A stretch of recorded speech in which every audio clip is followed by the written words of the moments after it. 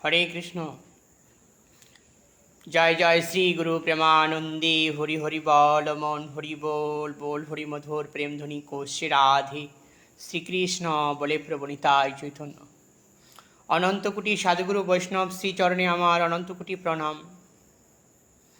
বৃন্দাবনবাসী চরণে প্রণাম, নবদ্বীপবাসী চরণে প্রণাম, দ্বারকাবাসী মথুরাবাসীর চরণে প্রণাম। সেই সাথে ৬০,০০০ মনীষী চরণে প্রণাম, মহামণি ব্যাসদেবের চরণে প্রণাম, মহামণি সুখদেব গোস্বামীর শ্রীচরণে প্রণাম, আমার পিতামাতার শ্রীচরণে প্রণাম। আজকে লৌকিক বিচারে একটা উত্তর দিতে হচ্ছে, মানুষ যদি ভাব থেকে শিক্ষা লাভ করে সে জ্ঞানটা হলো সবচেয়ে সুন্দর। মানুষের বিবেকের বাণীটা ফুটিয়ে তোলা দরকার, শাস্ত্র যুক্তির বিচারে চলা দরকার, জীবনের সাথে ভক্তি মিশিয়ে চলা দরকার। মানুষের ভাবনার সংযোগে কৃষ্ণ প্রীতি নিয়ে চলা দরকার। কৃষ্ণ ভাবনাই হলো জীবনের মূল নীতিকথা। কৃষ্ণ ভক্তিটা হলো মানব জনমের চূড়ান্ত সিদ্ধান্ত। কৃষ্ণ ভক্তি লাভের উপায় হলো হরিভজন। কৃষ্ণ ভক্তি লাভের ভাবনাটা কারো হৃদয়ে থাকলে সে হলো যথার্থ যোগী অথবা জ্ঞানী। কৃষ্ণ প্রীতি যার মধ্যে সর্বক্ষণ ভাবনায় তার জীবনটা সুন্দর করতে পারে। প্রতিটা মানুষের ভাবের সংযোগে ভক্তি ক্রিয়াটাকে আঁকড়ে ধরতে পারলেই তার জীবনের শুভ গতি হয়। মানুষের জীবনের সাথে একটা কথা বলতে হয়, কিছু মানুষ আছে নোংরা প্রক্রিয়ার জীবনযাপন করে, ভালোবাসার স্মৃতি হারিয়ে গিয়েছে। এই ভাবনার সংযোগে উত্তর দিতে হচ্ছে, রসিক ভাবনা নিয়ে যদি কেউ হরিভজন করতে পারে সে ভাবনাটা হলো সর্ব উত্তম। কলিযুগে রসিক ভক্ত খুব বিরল। পঞ্চরসের ভাবনার সংযোগে যদি ভগবান শ্রীহরিকে ভালোবাসে সেটা হলো সর্ব উত্তম। এই সংযোগে বলতে হচ্ছে পঞ্চভাবনাটা কি? পঞ্চভাবের ভাবনা দিয়ে ভগবান শ্রীকৃষ্ণকে ভালোবাসা।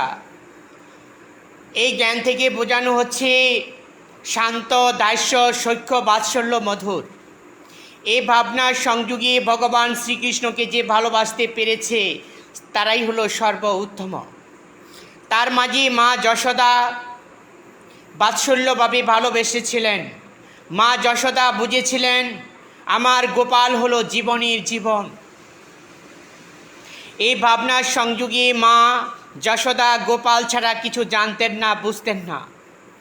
মায়ের ভাবনাটা ছিল যে গোপালকে আমি সর্বক্ষণ ভাবনার সংযোগে আমার হৃদয়ে আঁকড়ে ধরে রাখব। মা যশোদা তার জীবনের সাথে ভক্তি লাগিয়ে গোপালকে সেবা চর্চা করেছিল।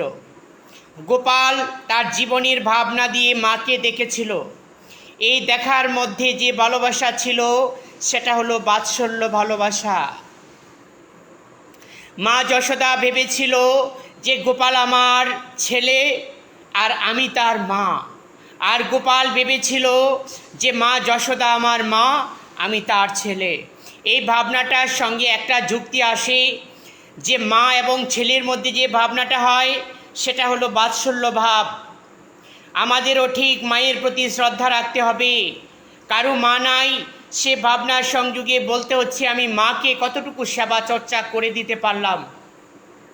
তবে এই যুক্তিতে একটা উত্তর দিতে হয়, কৃষ্ণ মা যশোদাকে মাতৃভাবনাটা ঠিকভাবে বুঝিয়েছিল। ভগবান শ্রীহরি হয়েও মায়ের প্রতি যে ভালোবাসা ছিল এটাই হলো যুক্তির বিচার। আজকে আমাদের যুক্তির বিচারে বলতে হচ্ছে আমরাও মা পেয়েছিলাম কিন্তু মাকে যথার্থ মর্যাদায় দেখতে পারি নাই, সেটাই হলো জীবনের দুর্ভাগ্য। কারো মা হারিয়ে গিয়েছে, তাদের দুঃখ হয় যে আমরা মাকে সেবা চর্চা করে দিতে পারি নাই। সেই যুক্তিতে বলা হচ্ছে কৃষ্ণ মা যশোদাকে পেয়ে আনন্দের জীবনযাপন করেছিল। কৃষ্ণ ভেবেছিল আমার মা আমাকে কত ভালোবাসে, সেই ভালোবাসায় সম্পৃক্ত থেকেই তো আমি বড় হয়েছি। সব কিছু ভুলে যাওয়া যায় কিন্তু মাতৃস্নেহ ভাবনাটা কখনো ভুলে যাওয়া যায় না। মায়ের যে ভালোবাসা সেটা কোনো মানুষ ভুলতে পারে না। মায়ের ভালোবাসার সঙ্গে একটা উত্তর দিতে হয়। মা যশোদা যে গোপালকে ভালোবেসেছিল সেই ভালোবাসাটাই হলো সর্ব উত্তম ভালোবাসা। মা বুঝতো আমার গোপাল সারা বাড়ি চুরি করে খায়, আমার সাথে মিথ্যা কথা বলে, আর কেউ বোঝাতো তোমার ছেলে গোপাল হলো স্বয়ং ভগবান।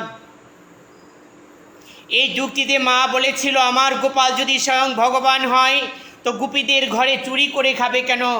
ভগবান শ্রীকৃষ্ণ তো কখনো কারো ঘরে চুরি করতে যায় না। ভগবান শ্রীকৃষ্ণ হলো সত্যবাদী, সত্যের ভাবনা নিয়ে পৃথিবীতে অবস্থান করেন।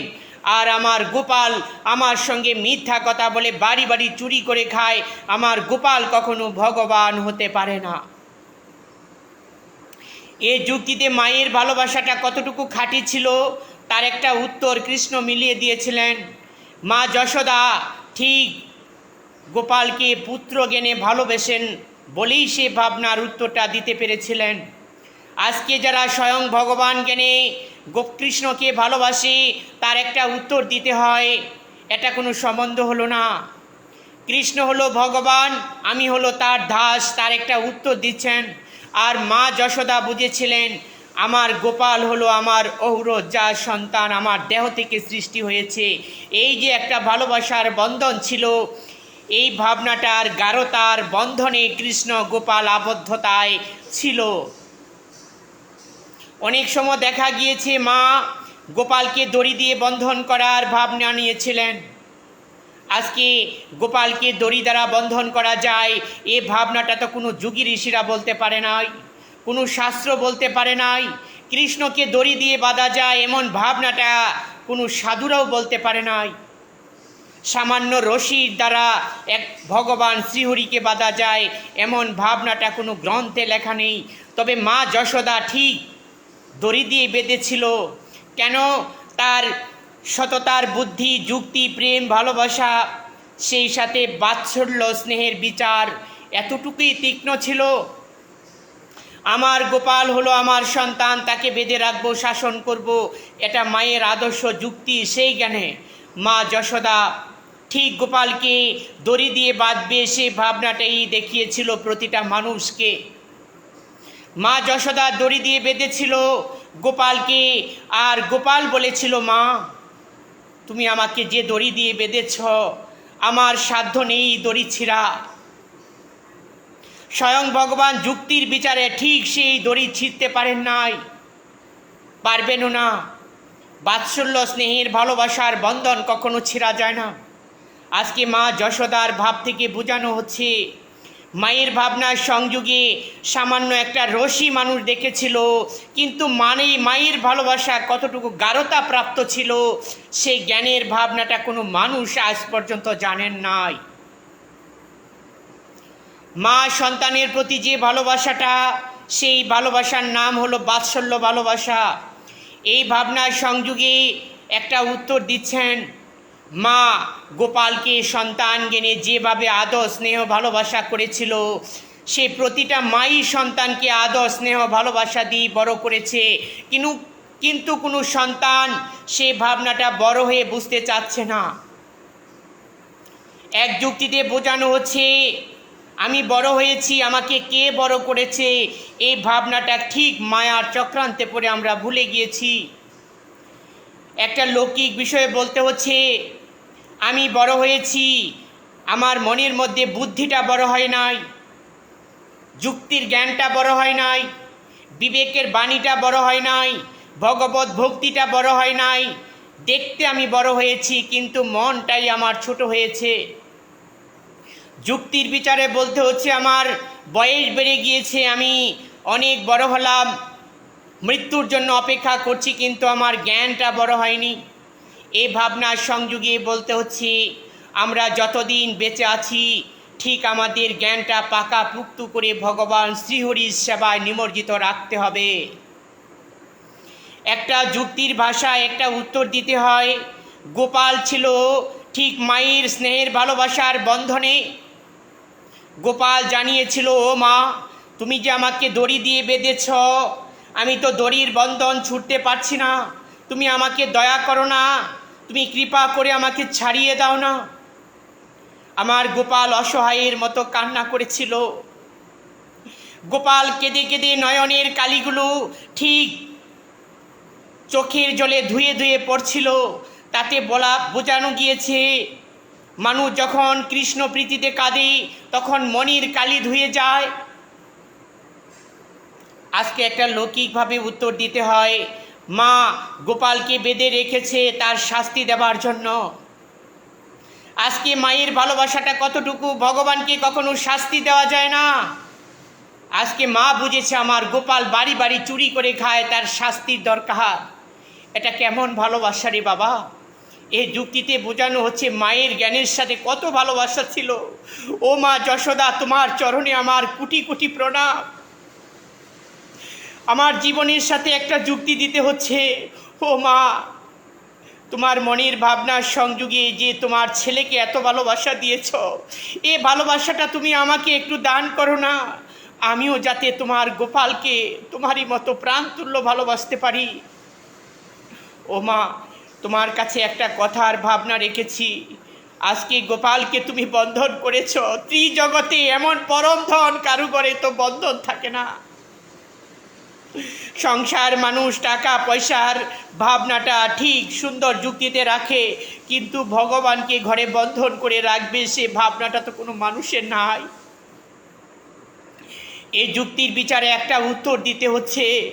গোপাল বন্ধনগ্রস্ত অবস্থায় কান্না করেছিল, ও মা তুমি আমাকে ছাড়িয়ে দাও না, ও মা তুমি আমাকে ছাড়িয়ে দাও না। মা যশোদা বলেছিল, গোপাল তোকে ছাড়িয়ে দিলেই তো বাড়ি বাড়ি চুরি করে খাবি, আবার সেই প্রতিটা গুপি এসে আমাকে নালিশ করবে, আমি আর ধৈর্য ধরতে পারি না রে বাবা। আমার গোপালের সংযোগে বলেছিল, ও মা তুমি আমাকে যখন বন্ধনগ্রস্ত অবস্থায় রেখে দিয়েছ, আজকে আমি বন্ধনগ্রস্ত অবস্থায় আমি আজকে বন্ধন মুক্ত করব, সেই ভাবনার সংযোগেই আমার গোপাল ছিল। এই যুক্তিতে বোঝানো হচ্ছে নলকুবর মণিগ্রীব ছিল, তাদের আঙ্গিনায় যমল অর্জুন বৃক্ষ, আর কৃষ্ণ বলেছিল আজকে তাদেরকে মুক্তি করার ভাবনা রাখবো। এই যুক্তিতে বলতে হচ্ছিল যে কোনো বন্ধনগ্রস্ত অবস্থার মানুষ কখনো কারো বন্ধন মুক্ত করতে পারে না। আজকে মা যশোদা গোপালকে উদুখলের মধ্যে বন্ধন করেছিল। যুক্তির বিচারে আমার গোপাল হামাগুড়ি দিতে দিতে দিতে দিতে ঠিক যমল অর্জুন বৃক্ষের দুপাশে দিয়ে যখন গেলেন, উদুখলটা আটকে গেল। উদুখলটা আটকে গিয়েছে, আর এই সাথে দড়ি টানছে। টানতে টানতে যখন একটু বড় করে টান দিয়েছে, যমল অর্জুন বৃক্ষ, 100 বৎসরের যমল অর্জুন বৃক্ষ উৎপাটন হয়ে পড়ে গিয়েছে, সমূলে উপড়ে গিয়েছে। গোপাল বুঝেছে আমার চুলের ফিতা দড়ি ছিঁড়ে গেল কিনা। চেয়ে দেখেন মা যে তাকে বেঁধেছিল উদুখলের মধ্যে, আজকে 100 বছরের যমল অর্জুন বৃক্ষ ভেঙে গেল, আর মা যশোদা যে তাকে চুলের ফিতার দড়ি দিয়ে বেঁধেছিল সেই দড়ি এখনো ছিঁড়ে নাই।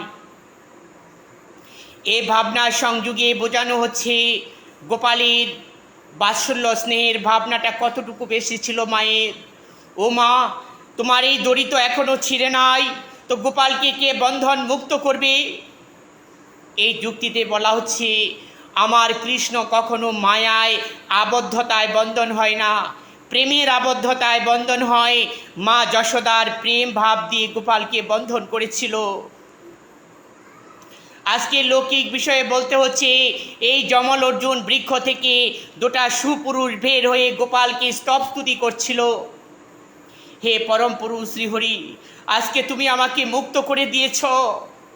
আজকে আমরা 100 বছর বৃক্ষ হয়েছিলাম দেবর্ষী নারদের অভিশাপে, আজকে তুমি আমাকে মুক্ত করে দিয়েছ। তোমার মতো কৃপালু দয়ালু এই ত্রিজগতের মধ্যে নাই। আজকে গোপালের ভাবনার সংযোগে একটা উত্তর দিয়েছিল। আজকে যারা সাধুরা ঘুরছে প্রতিটা মানুষকে মুক্ত করার দেওয়ার জন্য, কিন্তু সাধুদের বিবেকের বাণীর ভাবনাটা কোনো মানুষ নেয় না। তাদের আত্মজ্ঞানটা হারিয়ে ফেলেছে, কোনো সাধুকে ঠিক যথার্থ মর্যাদা দিয়ে দেখতে পারে না। সেই দেবর্ষি নারদ অভিসম্পাত দিয়েছিল, আজকে তোরা মদে মাতাল হয়ে এই পরমা সুন্দরী নারীর সঙ্গে জলখেলি করছিলি, আজকে তোদের এই অধপতনটা আমি নিজ চোখে দেখলাম। আমি যে ধৈর্য ধরতে পারছি না, তোরা যদি তোদের আয়ুষ্কাল আরও বেড়ে থাকে তাহলে দিন দিন অপশক্তির প্রভাবে তোরা মিথ্যা আচার করবি। সেই জন্য দেবর্ষি নারদ তাকে অভিসম্পাত দিয়েছিল, যাতে করে বৃন্দাবনী সেই নন্দ মহারাজের আঙ্গিনায় যমল অর্জুন বৃক্ষ হয়ে থাকতে তাকে সেই অভিসম্পাত দিয়েছিল। সাধুর অভিসম্পাত কখনো অভিসম্পাত হয় না, কৃষ্ণচরণ প্রাপ্তি হওয়ার উপায় করে দেন প্রতিটা সাধু। এই ভাবের সংযোগে বলেছিল 100 বছর পরে সেই ভগবান শ্রীহরি যখন জন্মগ্রহণ করবে, মা যশোদার আদরের দুলাল তার চরণ স্পর্শে তোদের মুক্তি লাভ হবে, সেই মুক্তি লাভ হয়ে তোরা বৈকুণ্ঠে গমন করবি। আজকে এই যমল অর্জুন বৃক্ষ সেই নলকুবর মণিগ্রীব স্তবস্তুতি করেছে, হে পরম পুরুষ শ্রীহরি, তোমার মতো দয়ালু কৃপালু এই ত্রিজগতে নাই। আজকে আমরা বৃক্ষ হয়ে জন্মেছিলাম, আজকে আমাদের সার্থকতা হয়েছে, যেহেতু বৃন্দাবনের ভাবনার সঙ্গে 100 বছর কাটিয়ে দিলাম, সেই সাথে তুমি আঙ্গিনার মধ্যে লীলা করেছ, প্রতিদিন বৃক্ষের ছায়া দিয়ে তোমাকে সেবা করেছি। এই ভাবনাটাই ছিল যমল অর্জুন বৃক্ষের সেবা কার্যটা। কৃষ্ণ যখন আঙ্গিনায় খেলা করত, এই গোপালকে ছায়া দিয়েছে, বাতাস দিয়েছে, এই বৃক্ষ দুটা তাদের বৃক্ষ জনম সার্থকতা হয়ে গিয়েছে গোপালের সেবা করে। আজকে বৃক্ষ দুটা থেকে জন্ম মুক্তি লাভ হয়েছে, গিয়েছে কোথায়? বৈকুণ্ঠ ধাম।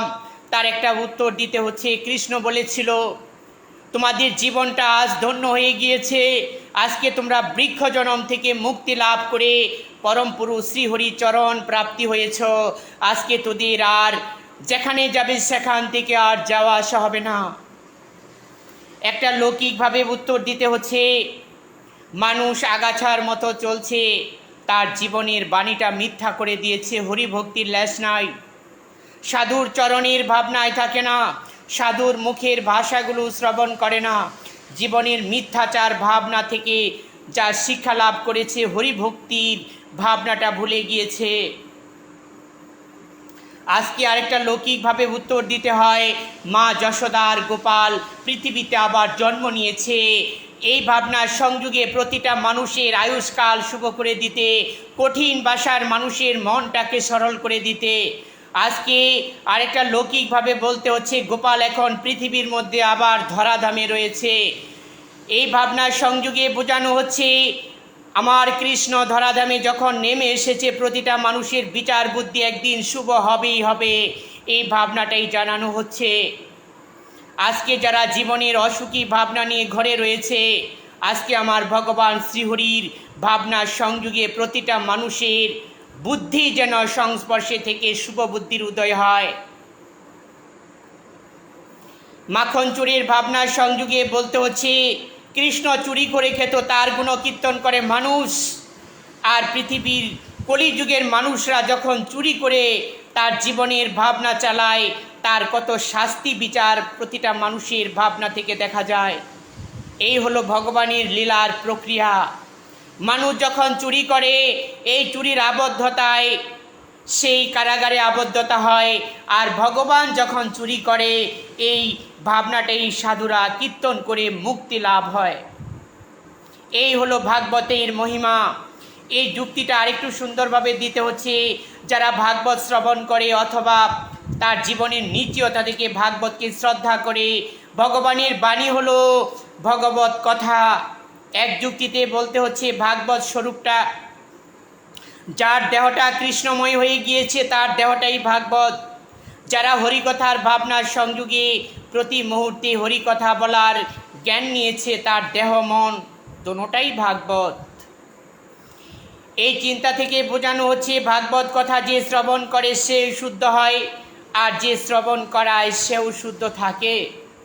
একটা যুক্তির বিচারে বলতে হচ্ছে, কৃষ্ণ ভক্তিটা ঠিক ভাগবতের স্বরূপ, ভাগবত শ্রবণ করেই কৃষ্ণ ভক্তি লাভ হয়। যারা ভাগবত শ্রবণ করেন, কীর্তন করেন, তার পরমায়ু বৃদ্ধি হয়। এ সংযোগে বলা হচ্ছে, মাখন চুরির ভাবনা থেকে একটা যুক্তি দেওয়া হচ্ছে। মাখন কারু ঘরে তৈরি হতো, গোপীরা সে মাখন তৈরি করে ছিকায় ঝুলিয়ে রাখত, আর আমার গোপাল মাখন চুরি খাওয়ার ভাবনা নিত। মাখন চুরি করে খাবে, এই জ্ঞানটা কৃষ্ণের কেন বা হলো? তার ঘরে তো ছানা, মাখন, দধি, দুধ কম ছিল না। এই সংযোগে বোঝানো হচ্ছিল, মা যশোদা ছিকায় তারপর সেই হাঁড়িতে ছানা, মাখন, দধি, দুধ রেখেছিল, তবু কেন গোপাল বাড়ি বাড়ি চুরি করতে যেত? তার একটা উত্তর কৃষ্ণ মিলিয়ে দিয়েছিল, আমার চুরি না করে খেলে আমার পেট ভরে না। যে মনের ভাবনা থেকে আমার জন্য মাখন তৈরি করেছে, তাদের ভাবনার সংযোগে প্রতিটা গোপী ছিল ভগবানের মনোচোর। এই ভাবনার সংযোগে বোঝানো হচ্ছে, গোপীরা কৃষ্ণের মন চুরি করেছে, আর গোপীদের তৈরি মাখন চুরি করেছেন ভগবান শ্রীকৃষ্ণ। এই যুক্তিতে বলেছেন, কৃষ্ণ বলেছে, তোমরা আমার মন চুরি করে নিয়ে গিয়েছ, তোমাদের তৈরি খাবার আমার লোভ ছাড়তে পারি নাই, সেই জন্য তাদের বাড়ি বাড়ি গিয়ে মাখন চুরি করে খেত। এই যুক্তিতে আরেকটা উত্তর দিতে হচ্ছে, গোপাল মাখন চুরি করেছে, এই ভাবনাটা একটু বোঝাতে হচ্ছে। মাখন হলো সাদা বস্তু, সেই সাথে মাখন ধরলেই মনে হয় অতি কোমল। এই কোমল ভাবনাটার সঙ্গে একটা উত্তর দিতে হয়। মাখন কোমল, আর কলিযুগে মানুষের হরিভক্তিতে যাদের মনটা কোমল, তাদের মনটাই হলো মাখন তুল্য। ভগবান শ্রীকৃষ্ণ বলেছে, কলিযুগে আমি আর মাখন চুরি করতে চাই না। কলিযুগে যারা মনটাকে মাখনের মতো কোমল করেছে, তার সংযোগে থেকে আমার জীবনের ভাবনাটা তার সাথেই চালিয়ে দেব। এই ভাবনার উত্তরে জানানো হচ্ছে, মাখন হয়তো দুধ দিয়ে তৈরি হয়, এটা কোনো মানুষের হাতের সংযোগে মাখন তৈরি করা যায়, কিন্তু ভক্তির সংযোগে যারা মনটাকে কোমল করেছে, এই মাখনের ভাবনাই এখন রয়েছে ভগবান পরম পুরুষ। মাখন খেতে ভালো লাগে, কিন্তু মাখন বেশি খাওয়া যায় না। বেশি খেলেও মনের মধ্যে, তার মুখের মধ্যে তৈলাক্তের বিচার হয়। সেই সাথে বোঝানো হচ্ছে, যারা ভক্তির ভাবে কৃষ্ণকে ভালোবাসে, কৃষ্ণ কোনো মাখনের লালসায়ও থাকে না।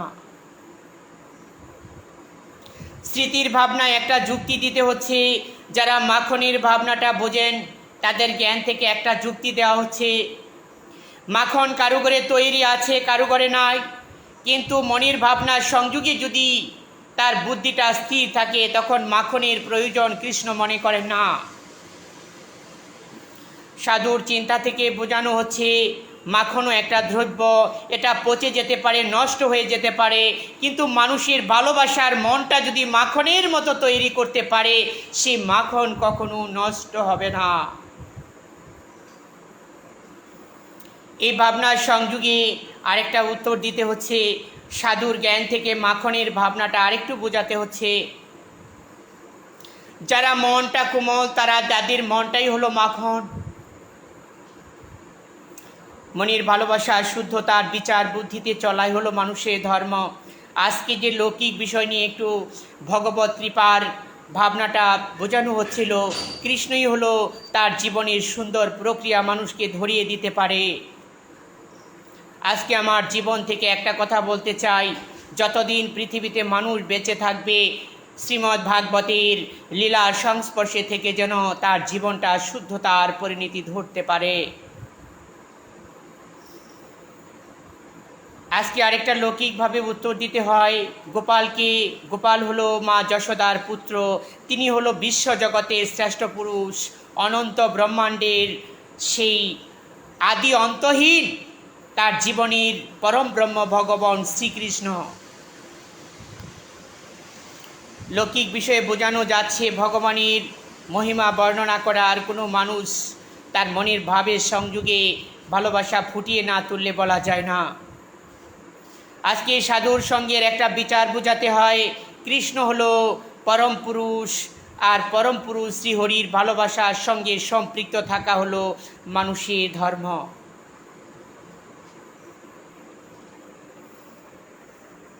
মনের বুদ্ধি সংযোগে সবাই যেন ভালো থাকে, সেই কৃপা রইল।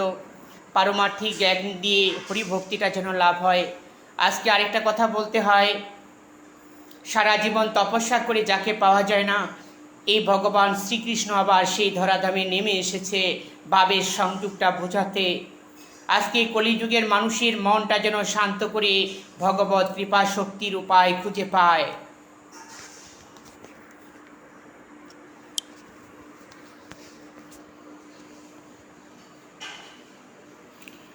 মম অন্তর মন্দিরে জাগো জাগো, মাধব কৃষ্ণ গোপাল জাগো, মাধব কৃষ্ণ গোপাল। মম অন্তর মন্দিরে জাগো জাগো, মাধব কৃষ্ণ গোপাল।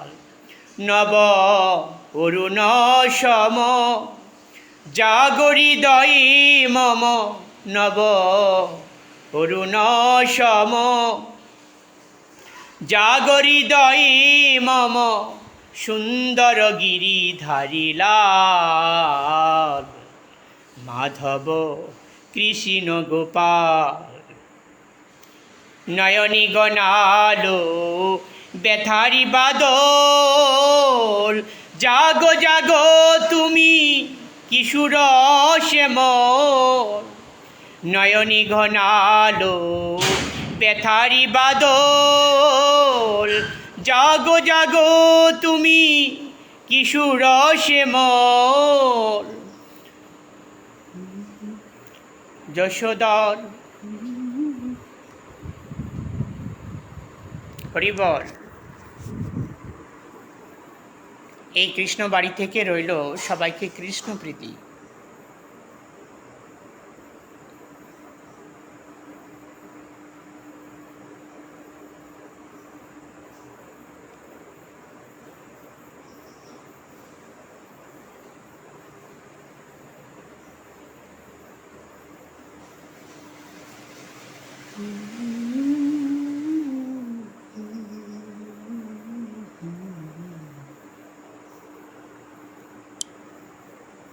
হরে কৃষ্ণ হরে কৃষ্ণ, কৃষ্ণ কৃষ্ণ হরে হরে, হরে রাম হরে রাম, রাম রাম হরে হরে। হরে কৃষ্ণ কৃষ্ণ কৃষ্ণ হরে হরে, হরে রাম হরে রাম, রাম রাম হরে হরে। হরে কৃষ্ণ কৃষ্ণ কৃষ্ণ হরে হরে, হরে রাম রাম রাম হরে হরে। হরে কৃষ্ণ কৃষ্ণ কৃষ্ণ হরে হরে, হরে রাম রাম রাম হরে হরে। সবাইকে কৃষ্ণ প্রীতি রইল। এই মানব জন্মটাই যেন কৃষ্ণচরণ প্রাপ্তি হয়, সে আশীর্বাদ দেওয়া হলো। সবাই সুখে থাকেন, সবাই কৃষ্ণ প্রীতি হোক। এতক্ষণ ভগবান শ্রীহরির অপ্রাকৃত লীলা কথা ভাবনার সঙ্গে বোঝানো হয়েছিল। যারা শ্রবণ করেছিল তাদের মন যেন পরিশোধিত হয়ে ভক্তিতে ভাবনাটা শুদ্ধ হয়। হরে কৃষ্ণ কৃষ্ণ কৃষ্ণ হরে হরে, হরে রাম রাম রাম হরে হরে। হরে কৃষ্ণ কৃষ্ণ কৃষ্ণ হরে হরে, হরে রাম রাম রাম হরে হরে।